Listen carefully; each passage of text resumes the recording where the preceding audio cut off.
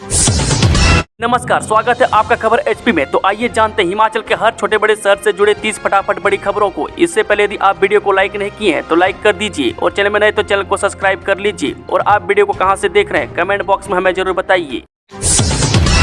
Police की वर्दी पहनकर रील बनाई तो होंगे निलंबित, वेतन वृद्धि भी रुकेगी, डिमोशन भी होगी, एसओपी जारी। हिमाचल प्रदेश में पुलिस की वर्दी पहनकर रील बनाने वालों के खिलाफ अब कड़ी कार्रवाई होगी।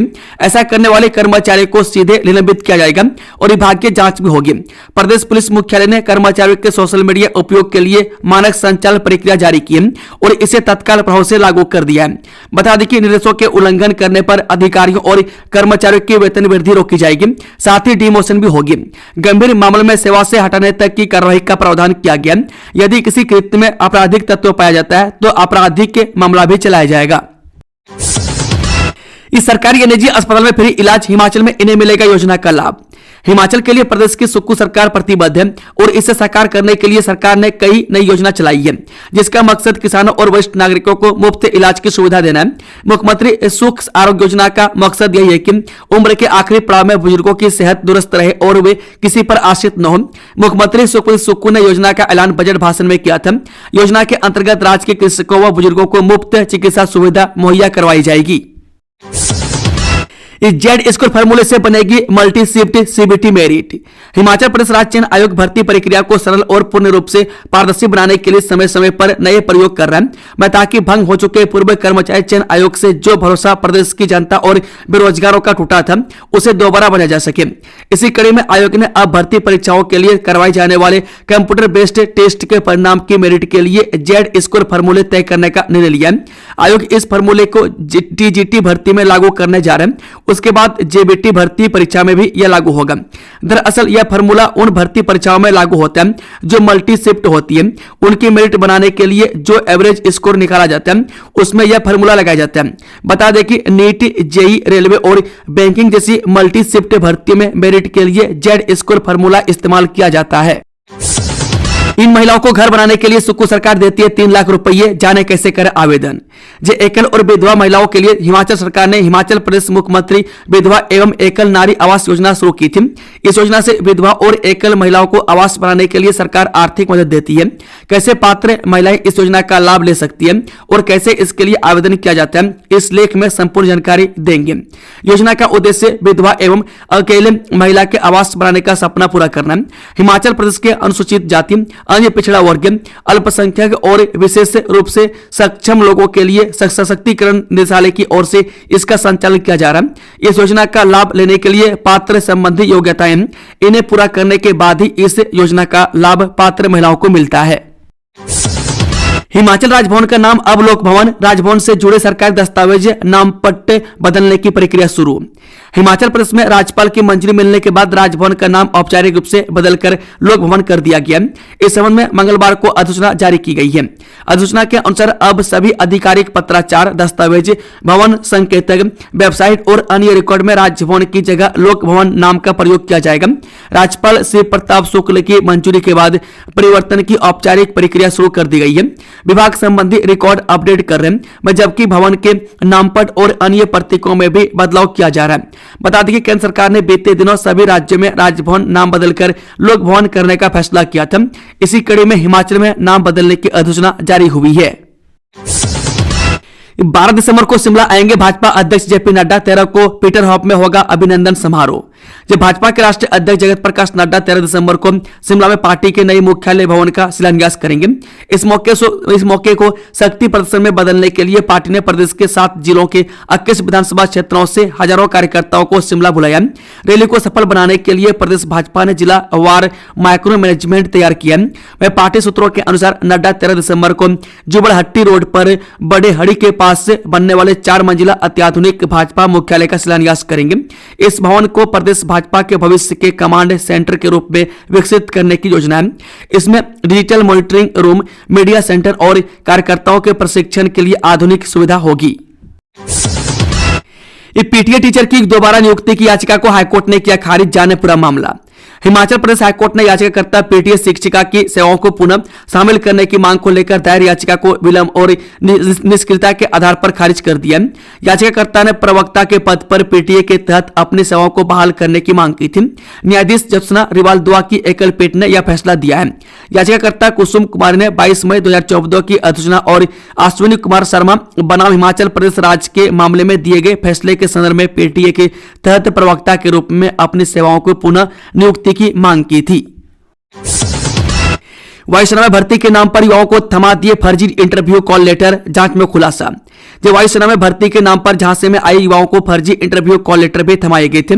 स्टेट सीआईडी की प्रारंभिक जांच में पता चला कि आरोपी लाखों रुपये ऐंठने के बाद तीनों युवकों को दिल्ली में वायुसेना के मुख्यालय के बाहर लेकर गया था। वहां युवाओं को मुख्यालय के बाहर पार्क में बैठाकर फॉर्म भरवाए गए थे। इसके बाद उन्हें यह कहकर भेज दिया गया था कि उनका काम हो जाएगा। ठगी के शिकार युवाओं के परिजनों ने उक्त फर्जी इंटरव्यू कॉल लेटर भी सीआईडी को सौंपे हैं। अभी तक की जांच में पता चला है कि आरोपी ने बैंक खाते और लाखों रुपए की रकम शिकायतकर्ताओं से ली थी। मैं जब भी आरोपी भर्ती की तिथि उन्हें बताता था, उसके आने पर उन्हें झांसा दिया जाता था कि भर्ती रद्द हो गई है।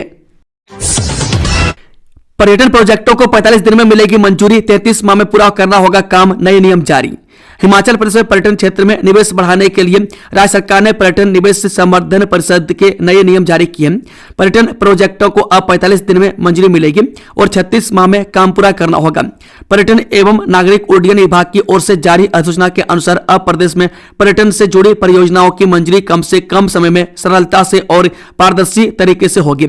सरकार ने इसके लिए पर्यटन निवेश संवर्धन परिषद रूल से 2025 जारी किए। सोमवार को इसे लेकर राजपत्र में अधिसूचना प्रकाशित कर दी गई है। इस जल्द कालका से शिमला दौड़ेगा ट्रेन सेट, 2 साल तक चेन्नई की कंपनी करेगी देखभाल, जाने विस्तार से। ये विश्व धरोहर कालका शिमला रेलवे ट्रैक पर अब ट्रेन सेट सफर का रोमांच और बढ़ा देगा। इस ट्रैक पर जल्द 3 बोगी वाला डीजल हाइड्रोलिक मल्टीपल यूनिट दौड़ेगा। इसमें इंजन की सुरक्षा को और सुदृढ़ किया जाएगा। मैं आगामी दिनों में अगर रेलवे बोर्ड ट्रेन सेट को यात्रियों की सुविधा के लिए उतारता है और इस दौरान कोई दिक्कत आती है तो इसे ठीक करने की सिरदर्दी रेलवे बोर्ड की नहीं होगी। मैं 2 साल तक देखभाल जिम्मा रेलवे बोर्ड की ओर से चेन्नई की कंपनी को दिया गया है। हिमाचल में टीसीपी एरिया में भवन निर्माण के नए नियम लागू, शहरी क्षेत्र में घर की ऊंचाई 21 मीटर तय। हिमाचल प्रदेश में town and country planning area में भवन निर्माण के लिए नए नियम लागू हो गए। नए नियमों में आवासीय, व्यावसायिक, पर्यटन, सिनेमा, मल्टीप्लेक्स और सार्वजनिक उपयोग वाली इमारतों के लिए प्लॉट आकार, फ्लोर एरिया अनुपात, सेटबैक और भवन की अधिकतम ऊंचाई के मानकों में बदलाव किए गए। नियमों के अनुसार town and country planning area में अब आवासीय भवनों की अधिकतम ऊंचाई 21 मीटर तक और मल्टी लेवल पार्किंग की ऊंचाई 25 मीटर तक हो सकेगी। वहीं व्यावसायिक और पर्यटन उपयोग की इमारतों की ऊंचाई सड़क की चौड़ाई के अनुसार तय होगी।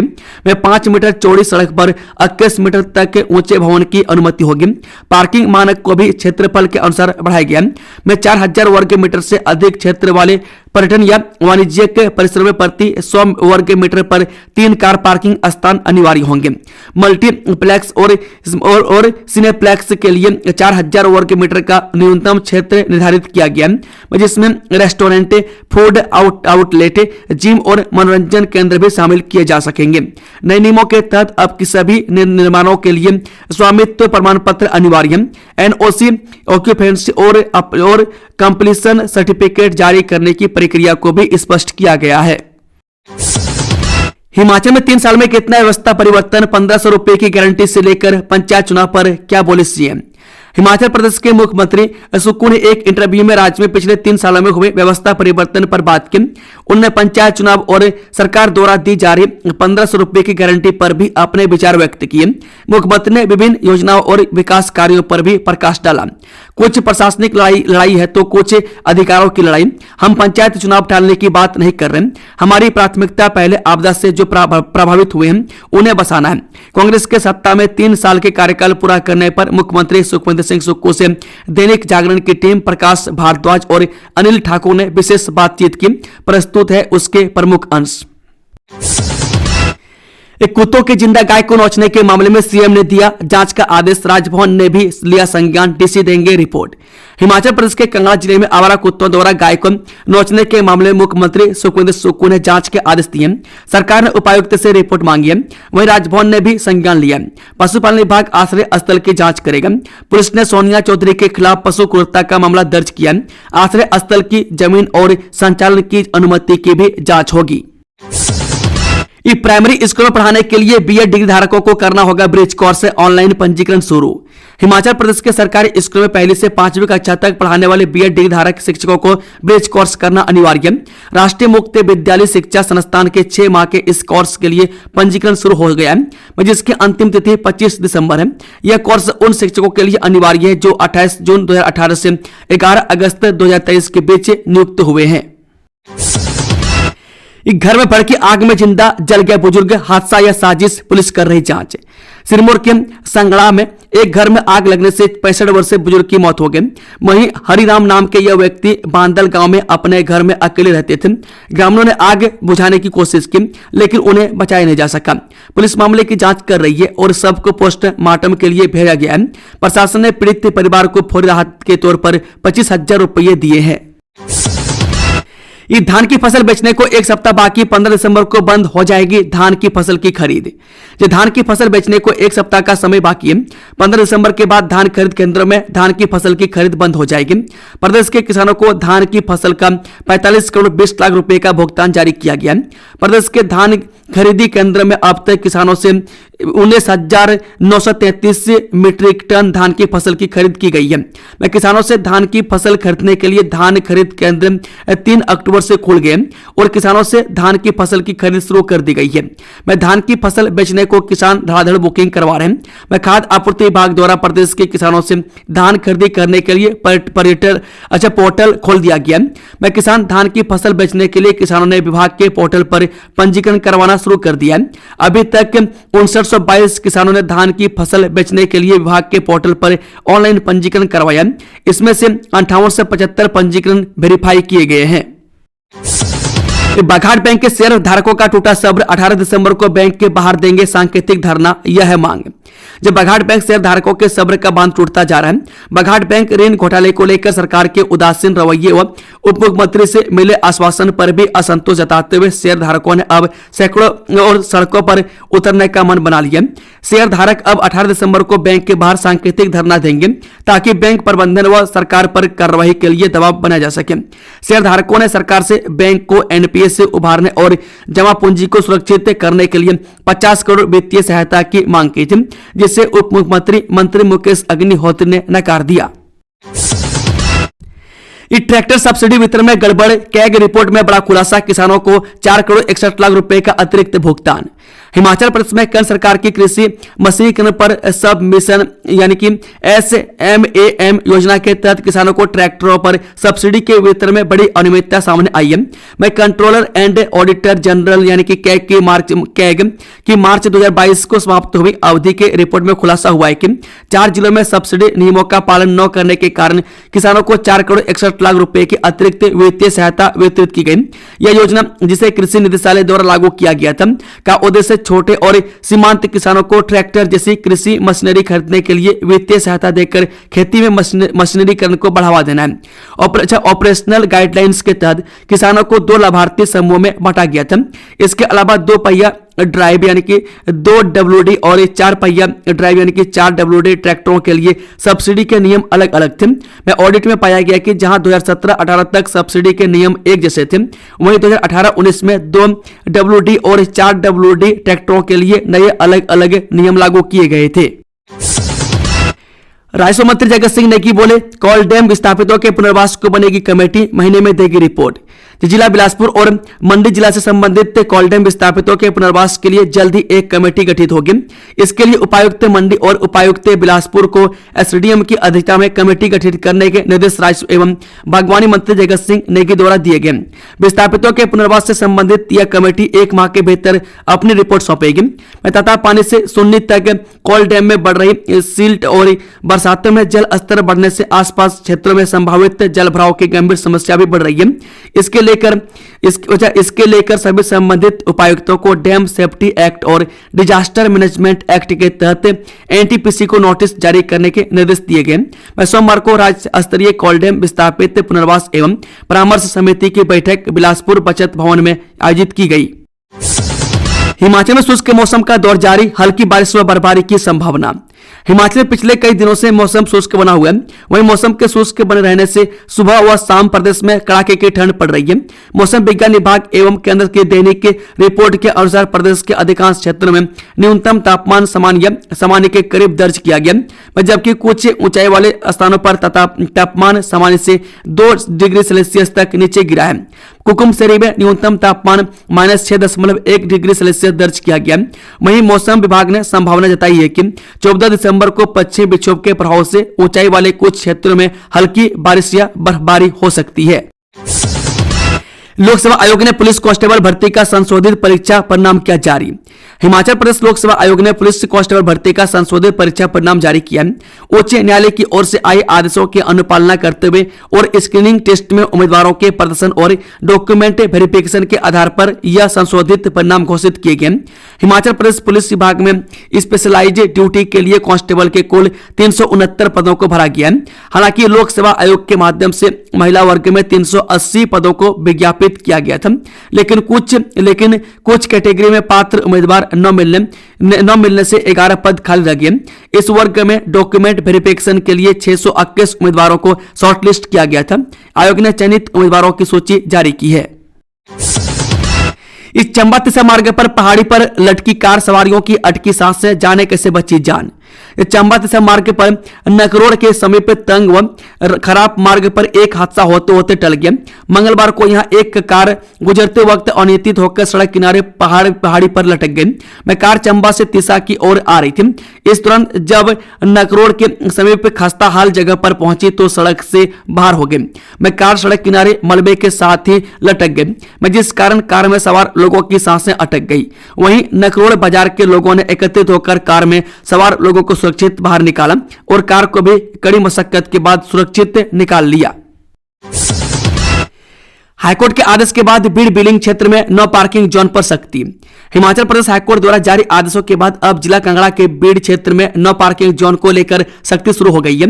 हाईकोर्ट ने 37 अबरोल बनाम स्टेट ऑफ हिमाचल प्रदेश एवं अन्य मामले में स्पष्ट किया है कि जहां भी नो पार्किंग जोन अधिसूचित किए गए वहां किसी भी परिस्थिति में वाहन खड़े नहीं होने चाहिए और इन आदेशों का पालन करवाना प्रशासन की जिम्मेदारी है। इसी संदर्भ में उप मंडलाधिकारी बैजनाथ संकल्प गौतम ने बीड़ थाना पुलिस को सख्त दिशा निर्देश जारी किए हैं। आंगनबाड़ी कार्यकर्ताओं और सहायिकाओं के पदों पर भर्ती, यह है आवेदन की अंतिम तिथि। जो बाल विकास परियोजना अर्की के अंतर्गत संचालित आंगनबाड़ी केंद्रों में रिक्त पदों पर भर्ती के लिए साक्षात्कार 27 दिसंबर 2025 को आयोजित किए जाएंगे। यह जानकारी बाल विकास परियोजना अधिकारी अर्की ने दी। उन्होंने कहा कि उपमंडल अर्की के अंतर्गत पर्यवेक्षक वेत कोनिहार की ग्राम पंचायत कोठी के आंगनबाड़ी केंद्र साकली तथा आंगनबाड़ी केंद्र हरिपुर, पर्यवेक्षक वेत सूरजपुर की ग्राम पंचायत सारयांज के आंगनबाड़ी केंद्र चेनेड, पर्यवेक्षक वेत अर्की 2 की ग्राम पंचायत बातल के आंगनबाड़ी केंद्र बातल 2 और पर्यवेक्षक वृत्त भराड़ी घाट की ग्राम पंचायत हनुमान बड़ोग के आंगनबाड़ी केंद्र मनलोग बड़ोग में आंगनबाड़ी कार्यकर्ताओं के एक पद भरे जाएंगे। पीजी जेनरिक इलेक्ट्रिक कोर्स की डेट शीट जारी, देखें पूरे शेड्यूल। हिमाचल प्रदेश विश्वविद्यालय में पोस्ट ग्रेजुएशन की पढ़ाई कर रहे छात्रों के लिए महत्वपूर्ण खबर है। विश्वविद्यालय प्रशासन ने स्नातकोत्तर कोर्सेज के तहत जेनरिक इलेक्टिव कोर्स की परीक्षाओं का शेड्यूल जारी कर दिया। विश्वविद्यालय द्वारा जारी की गई डेट शीट के अनुसार द्वितीय सेमेस्टर की परीक्षाएं 11 दिसंबर को आयोजित होंगी, वहीं चतुर्थ सेमेस्टर की परीक्षाएं 12 दिसंबर को आयोजित की जाएंगी। दोनों ही सेमेस्टर की परीक्षाएं सुबह और शाम के सत्र में ली जाएंगी। परीक्षा का समय सुबह 9 बजे से दोपहर 12 बजे और दोपहर बाद 2 बजे से शाम 5 बजे तक निर्धारित किया गया है। ISBT ऊना में भी 10 रुपये से शुरू होगी पार्किंग शुल्क व्यवस्था। जिला दंडाधिकारी ऊना जतिन लाल द्वारा जारी हालिया दिशा निर्देशों के अनुरूप ISBT ऊना में भी अब नगर निगम ऊना की तरफ 10 रुपये से प्रारंभ होने वाली पार्किंग शुल्क व्यवस्था लागू कर दी गई है। नगर निगम आयुक्त एवं DC महेंद्र पाल गुर्जर ने बताया कि नगर निगम ऊना ने पहले आधे घंटे के लिए अपने सभी पार्किंग स्थलों पर 10 रुपये की एक समान शुरुआती दर निर्धारित की है। इसी नीति से सामंजस्य बनाते हुए ISBT प्रबंधन ने भी बस अड्डे और साथ लगते कमर्शियल कॉम्प्लेक्स में नई दरें लागू करने का निर्णय लिया है। इस चुनाव सुधार के मुद्दों को लेकर सरकार पर बरसे राहुल गांधी, बोले वोट चोरी अहम मुद्दा। ये संसद के शीतकालीन सत्र के 7वें दिन मंगलवार को आज वोटर लिस्ट के विशेष गहन पुनरीक्षण और चुनाव सुधारों पर बड़ी बहस जारी है। SIR के मुद्दे पर बहस लोकसभा में हो रही है, जबकि वंदे मातरम के मुद्दे पर राज्यसभा में बहस जारी है। हिमाचल के 5 लाख अवैध कब्जाधारियों पर हो कार्रवाई, सिर्फ गरीबों को किया जा रहा तंग। हिमाचल प्रदेश में करीब 5 लाख लोग हैं जिनका कई बीघा भूमि पर कब्जा है।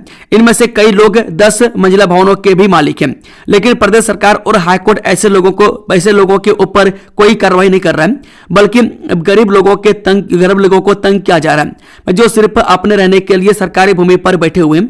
ये बात जिला कुल्लू भूमिहीन एवं आवासहीन संघ अध्यक्ष ओम प्रकाश शर्मा ने कही। इस सुक्कू सरकार में 31 अक्टूबर तक कितने शिक्षण संस्थान बंद और मर्ज हुए, टीचिंग और नॉन टीचिंग के इतने पद समाप्त। हिमाचल विधानसभा का शीतकालीन सत्र 26 नवंबर से 5 दिसंबर 2025 तक धर्मशाला तपोवन में आयोजित किया गया। शीतकालीन सत्र में सत्ता पक्ष और विपक्ष के कई विधायकों ने जनहित से जुड़े सवालों को सदन में उठाया। धर्मशाला से भाजपा विधायक सुधीर शर्मा ने भी 3 दिसंबर 2025 को उच्चतर शिक्षा विभाग से सवाल पूछा था। पिछले 3 वर्ष में 31 अक्टूबर 2025 तक शिक्षा विभाग के अंतर्गत बंद किए गए संस्थानों के कारण विभिन्न श्रेणियों के कुल कितने पद समाप्त हुए। इसके साथ ही उन्होंने पूछा कि क्या सरकार इन पदों को फिर से बहाल करने पर विचार कर रही है या नहीं। न्यू ईयर पर आ रहे हैं हिमाचल, तो भूलकर भी ये गलतियां न करें पर्यटक। जी, हर साल की तरह इस बार भी क्रिसमस और नए साल के जश्न के लिए लाखों सैलानी हिमाचल प्रदेश का रुख कर रहे हैं। ताजा बर्फबारी के बाद कुल्लू, मनाली, कसोल, मणिकर्ण और बंजार घाटी में पर्यटकों की भीड़ तेजी से बढ़ी है। होटल कारोबारी आकर्षक पैकेज दे रहे हैं और पूरा पर्यटन क्षेत्र सैलानियों के स्वागत के लिए तैयार है। इसी बीच सैलानियों की बढ़ती भीड़ और पिछले वर्षों में हुई अव्यवस्था को देखते हुए कुल्लू पुलिस ने इस बार कड़ा रुख अपनाया है और साफ कर दिया है कि नियम तोड़ने वालों पर भारी जुर्माना और सख्त कार्रवाई की जाएगी। दोस्तों, खबरों का सिलसिला समाप्त होता है। अगर जानकारी पसंद आई तो वीडियो को लाइक, शेयर, चैनल को सब्सक्राइब जरूर से जरूर कर लें और कमेंट बॉक्स में अपना फीडबैक देना ना भूलें। Thank you, all the best. जय हिंद, जय हिमाचल।